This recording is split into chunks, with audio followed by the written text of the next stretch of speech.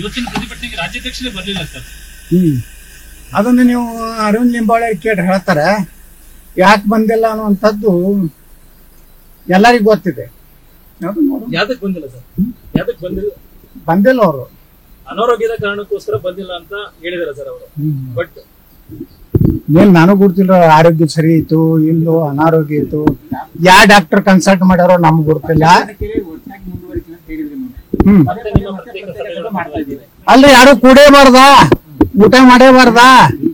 ನಾವು ನೋಡ್ರಿ ಮೊನ್ನೆ ಆದಂತ ಬೆಳವಣಿಗೆ ನಂತರ ಅದರದ್ದು ಏನೇನೋ ಸಾಧಕ ಬಾಧಕ ಪಕ್ಷಕ್ಕೇನು ಏನ್ ಶಕ್ತಿ ತುಂಬುವಂತ ಕೆಲಸ ಮಾಡ್ಬೇಕಂತ ಕೂಡ್ತಿದ್ದೀವಿ.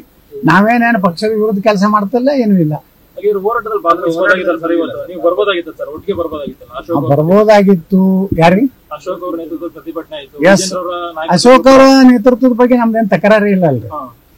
ಬರ್ಬೇಕಾಗಿತ್ತು, ಸ್ವಲ್ಪ ನಾನು ಬೇರೆ ಕೆಲಸ ಇದ್ರು ಬಂದು ಇಲ್ಲೇ ನೇರವಾಗಿ ಇಲ್ಲಿ ಊಟಕ್ಕೆ ಬಂದೆ. ಇವತ್ತಿನ ಪ್ರತಿಭಟನೆಗೆ ರಾಜ್ಯಾಧ್ಯಕ್ಷರೇ ಬರಲಿಲ್ಲ ಸರ್. ಅದನ್ನು ನೀವು ಅರವಿಂದ್ ಲಿಂಬಾವಳಿ ಕೇಳಿ ಹೇಳ್ತಾರೆ, ಯಾಕೆ ಬಂದಿಲ್ಲ ಅನ್ನುವಂಥದ್ದು ಎಲ್ಲರಿಗೂ ಗೊತ್ತಿದೆ. ಯಾವ್ದಕ್ ಬಂದಿಲ್ಲ ಸರ್? ಯಾವ್ದಕ್ ಬಂದಿಲ್ಲ ಅವರು ಅನಾರೋಗ್ಯದ ಕಾರಣಕ್ಕೋಸ್ಕರ ಬಂದಿಲ್ಲ ಅಂತ ಹೇಳಿದಾರೆ ಸರ್ ಅವರು. ಬಟ್ ಏನ್ ನನಗ್ ಗೊತ್ತಿಲ್ಲ, ಆರೋಗ್ಯ ಸರಿ ಇತ್ತು ಇಲ್ಲೋ ಅನಾರೋಗ್ಯ ಇತ್ತು, ಯಾ ಡಾಕ್ಟರ್ ಕನ್ಸಲ್ಟ್ ಮಾಡ್ಯಾರೋ ನಮ್ಗೆ ಗೊತ್ತಿಲ್ಲ. ಅಲ್ಲಿ ಯಾರು ಕೂಡೇಬಾರ್ದ, ಊಟ ಮಾಡೇಬಾರ್ದ. ನಾವು ನೋಡ್ರಿ ಮೊನ್ನೆ ಆದಂತ ಬೆಳವಣಿಗೆ ನಂತರ ಅದರದ್ದು ಏನೇನೋ ಸಾಧಕ ಬಾಧಕ ಪಕ್ಷಕ್ಕೇನು ಏನ್ ಶಕ್ತಿ ತುಂಬುವಂತ ಕೆಲಸ ಮಾಡ್ಬೇಕಂತ ಕೂಡ್ತಿದ್ದೀವಿ. ನಾವೇನೇನು ಪಕ್ಷದ ವಿರುದ್ಧ ಕೆಲಸ ಮಾಡ್ತಿಲ್ಲ, ಏನೂ ಇಲ್ಲ. ಬರ್ಬೋದಾಗಿತ್ತು. ಯಾರಿ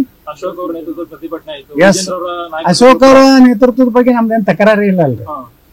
ಬರ್ಬೇಕಾಗಿತ್ತು, ಸ್ವಲ್ಪ ನಾನು ಬೇರೆ ಕೆಲಸ ಇದ್ರು ಬಂದು ಇಲ್ಲೇ ನೇರವಾಗಿ ಇಲ್ಲಿ ಊಟಕ್ಕೆ ಬಂದೆ.